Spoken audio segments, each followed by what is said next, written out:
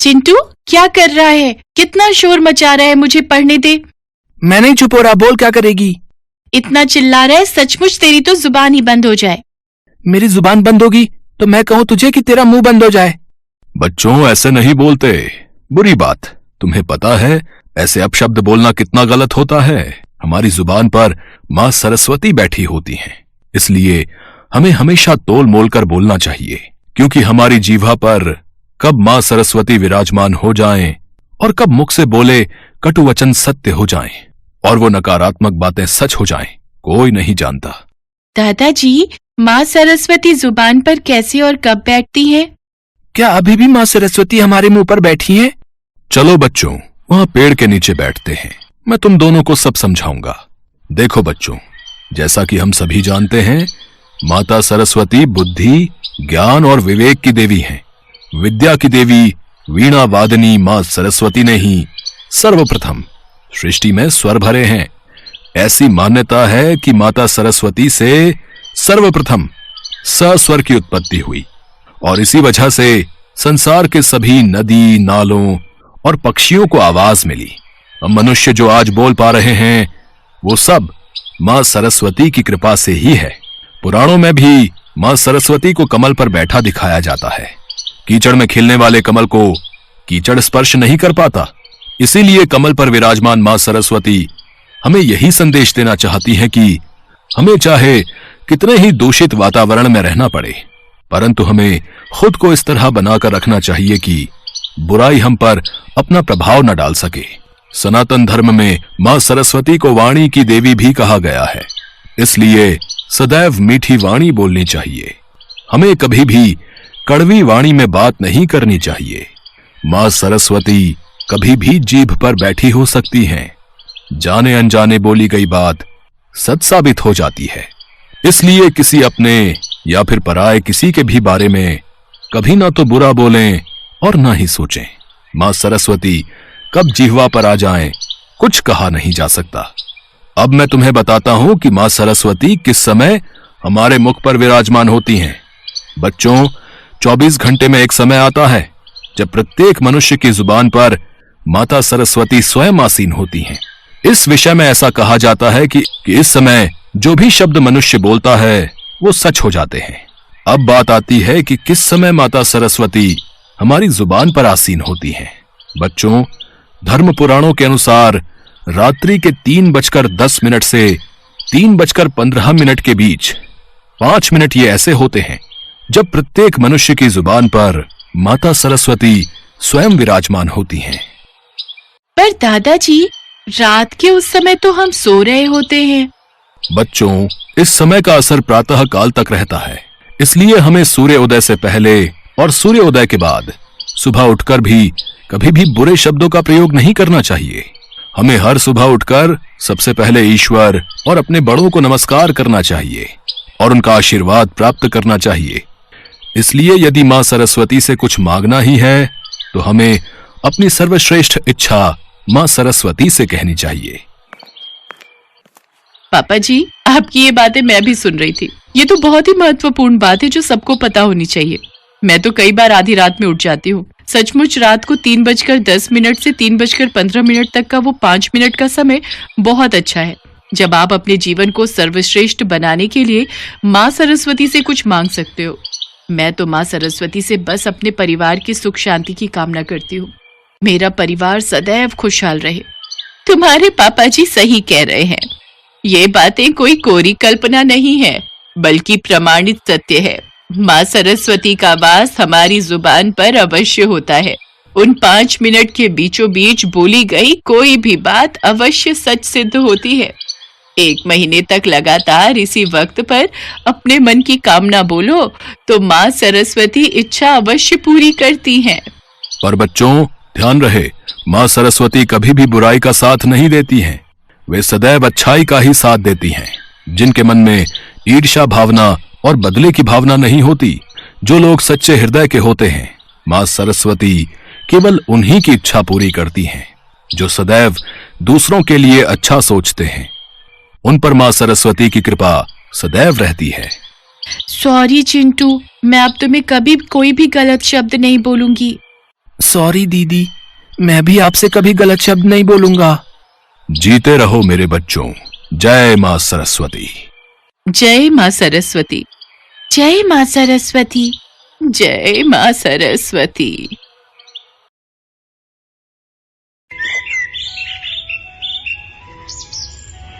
एक समय की बात है।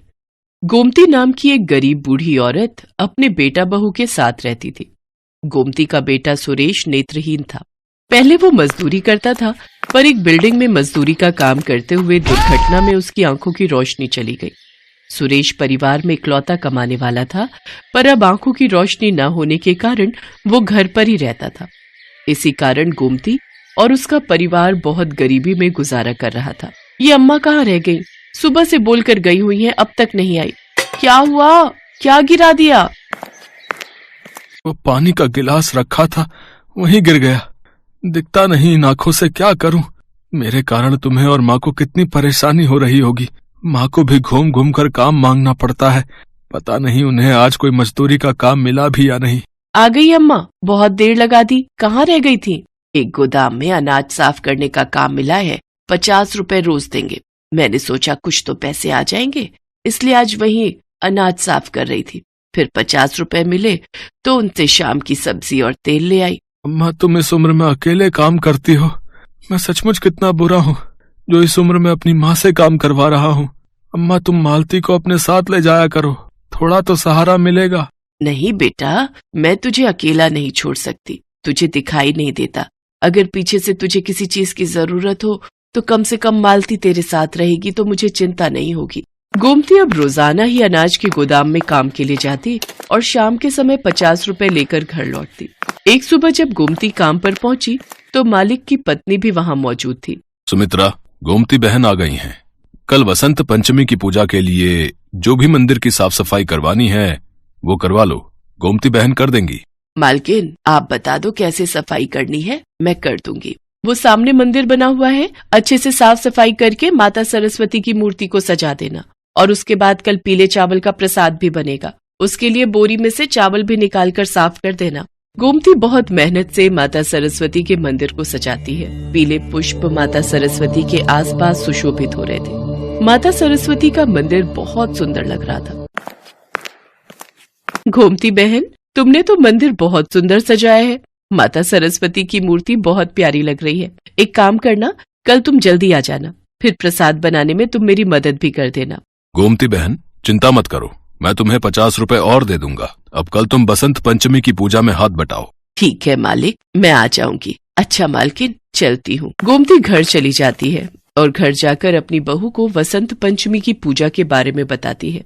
अम्मा, फिर तो कल हम पेट भर के पीले चावल का प्रसाद खाएंगे। तुम ज्यादा ले आना, मुझे पीले मीठे चावल बहुत पसंद है। हाँ बहू, ले आऊंगी। मालिक मालकिन बहुत अच्छे हैं, वो मना नहीं करेंगे। अगले दिन गोमती काम पर पहुंचती है। मालकिन की तबीयत ठीक नहीं थी। गोमती बहन, मेरी तबीयत ठीक नहीं है। आज सुबह से ही ब्लड प्रेशर बढ़ा हुआ है। डॉक्टर ने आराम करने के लिए कहा है। मैंने तो सोचा था कि मैं तुम्हारे साथ मिलकर पीले चावल का प्रसाद बनाऊंगी, पर मेरी तो उठने की बिल्कुल भी हिम्मत नहीं हो रही। अब तुम्हें अकेले ही प्रसाद बनाना पड़ेगा। कोई बात नहीं मालकिन, आप आराम करो, मैं प्रसाद बना लूंगी। गोमती बहन, तुम अकेले इतना प्रसाद कैसे बना पाओगी? तुम कहो तो मैं किसी और को भी तुम्हारी मदद के लिए लगा देता हूँ। नहीं नहीं मालिक, मैं कर लूंगी, आप चिंता मत करो। गोमती भले ही बड़ी उम्र की महिला थी, पर वो बहुत मेहनती थी। वो कभी भी काम से नहीं थकती थी। उसकी उम्र भले ही 60 बरस की थी, पर उसमें बहुत साहस था। गोमती मन ही मन माँ सरस्वती का नाम लेकर प्रसाद बनाती रही। माँ सरस्वती, आपके आशीर्वाद से प्रसाद अच्छा बन जाए, बस इसी कामना से ये मैं मीठे चावल का प्रसाद बना रही हूँ। जय माँ सरस्वती, जय माँ सरस्वती। गोमती की सच्चे हृदय से की जा रही प्रार्थना माँ सरस्वती के कानों तक पहुँचती है। नारायण नारायण। गोमती पर अपनी कृपा दृष्टि कीजिए माते। गोमती इस उम्र में भी गरीबी और दुख के दिन व्यतीत कर रही है, फिर भी उसके चेहरे पर कितनी शांति है। वो आपका नाम लेकर मीठे चावल का प्रसाद बना रही है। वो जानती है कि उसके घर के हालात कैसे हैं, फिर भी वो अपने दुख को मन में दबाए पूरी श्रद्धा से अपना कार्य कर रही है। तुम उचित कह रहे हो पुत्र, मैं भी कब से यही देख रही हूँ। पर गोमती की परीक्षा लिए बिना मैं उसके दुखों को कैसे दूर कर सकती हूँ? इसके लिए मुझे उसके पास जाना होगा। माते, मीठे पीले चावल खाने का तो मेरा भी बहुत मन है। ठीक है पुत्र, तो तुम भी मेरे साथ पृथ्वी लोक पर चलो और आज वसंत पंचमी के शुभ अवसर पर मीठे पीले चावल का आनंद लो। माता सरस्वती एक साधारण औरत का रूप ले लेती है और नारद मुनि एक बालक के रूप में आ जाते हैं। बसंत पंचमी की पूजा के बाद गोमती मीठे चावल का प्रसाद लेकर घर पहुंचती है। गोमती अपने बेटा बहू के साथ प्रसाद खाने के लिए बैठ जाती है। तभी देवी सरस्वती और नारद मुनि वहां पहुंचते हैं। बहुत जोरों की भूख लगी है, मेरा बेटा और मैं बहुत दिनों से भूखे हैं, कुछ खाने को दे दो। अम्मा, अभी तो खाने ही बैठे हैं, अभी ये मांगने के लिए आ गए। नहीं नहीं, मना कर देती हूँ, थोड़े से तो चावल हैं, हम क्या खाएंगे? नहीं नहीं बहू, आज बसंत पंचमी का दिन है और हमारे पास तो पीले चावल का प्रसाद है। ऐसे द्वार पर आए किसी भूखे को खाली हाथ लौटाना अच्छी बात नहीं है। एक काम करो, तुम और सुरेश चावल खा लो, मैं थोड़े से इन्हें दे देती हूँ। अम्मा, मैं भी थोड़े से ही खाऊंगा, तुम मेरे हिस्से के भी दे दो। बहू देखती है कि गोमती और सुरेश ने अपने अपने हिस्से में से थोड़े थोड़े चावल उन्हें देने के लिए निकाल दिए हैं, तो वो भी अपने हिस्से में से थोड़े से चावल निकाल देती है। अम्मा, अब तुम दोनों निकाल रहे हो तो भला मैं पूरे चावल कैसे खा सकती हूँ? थोड़े से चावल मेरे में से भी निकाल लो। गोमती एक प्लेट में पीले चावल निकालकर औरत और बालक को दे देती है। साक्षात माता सरस्वती और नारद मुनि चावल का प्रसाद खाकर मन ही मन मुस्कुरा रहे थे। तुम तीनों ने अपने अपने हिस्से के चावल हमें खिलाकर हमारी भूख शांत कर दी। गोमती, मैं तो तुम्हारी परीक्षा लेने आई थी, तुम सचमुच बहुत दयालु हो। इतना कहते ही माता सरस्वती और नारद मुनि अपने रूप में आ जाते हैं। उन्हें अपने सामने देखकर गोमती और उसकी बहू हाथ जोड़कर खड़े हो जाते हैं। माँ, मुझे भी अपने दर्शनों का सौभाग्य दो, मैं भी अपनी इन आँखों से आपके दर्शन करना चाहता हूँ। माता सरस्वती अपना एक हाथ उठाती हैं, तो उस हाथ में से रोशनी निकलकर सुरेश की आंखों पर पड़ती है और सुरेश की आंखें ठीक हो जाती हैं। उसे दिखाई देने लगता है। अम्मा, अम्मा, मेरी आंखों की रोशनी लौट आई, मैं देख सकता हूँ। माता सरस्वती, आपकी जय हो, जय हो माँ। जय माँ सरस्वती। माँ, आपके दर्शन करके मैं धन्य हो गई, मेरा जीवन सफल हो गया। तुमने मुझे सच्चे हृदय से याद किया था गोमती, और जो भी भक्त सच्चे हृदय से निस्वार्थ भावना से मुझे याद करते हैं, उन भक्तों पर मेरी कृपा सदैव बनी रहती है। अब तुम्हारे गरीबी के दिन दूर हो जाएंगे, तुम्हारे घर सुख समृद्धि का वास होगा। इतना कहकर देवी सरस्वती और नारद मुनि अंतर्धान हो गए। सुरेश की आंखों की रोशनी लौट आई थी। अब गोमती ने मजदूरी करना छोड़ दिया। मालिक और मालकिन को जब ये बात पता चली तो वो भी गोमती के लिए बहुत प्रसन्न होते हैं। गोमती के अच्छे स्वभाव को देखकर मालिक सुरेश को अपने पास ही काम पर रख लेता है। माँ सरस्वती की कृपा से गोमती के परिवार में खुशियां लौट आती हैं।